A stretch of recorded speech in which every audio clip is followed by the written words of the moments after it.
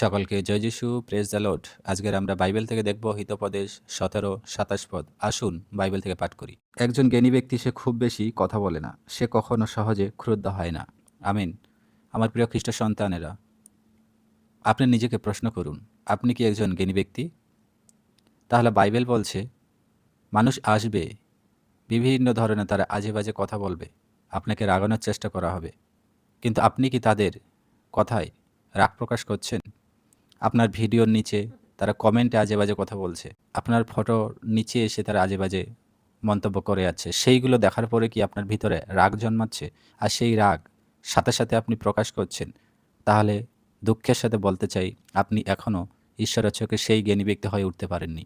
কারণ বাইবেল পরিষ্কার বলছে জ্ঞানী ব্যক্তিরা কথা কম বলে আর সহজে রেগে ওঠে না।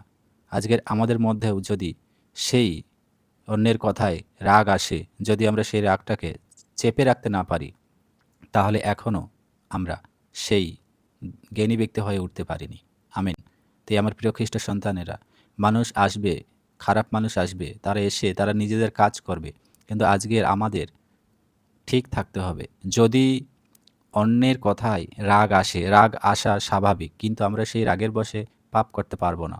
হালেলুয়া। আমাদের অন্যের কথা শুনে চুপ থাকতে হবে এবং মনে মনে প্রার্থনা করতে হবে। তাতে করে আমাদের ওই রাগ প্রভু তিনি শান্ত করবেন। হালেলুয়া। যদি ভিডিওটি ভালো লেগে থাকে তাহলে কমেন্টে লিখে যাবেন। জয় যিশু।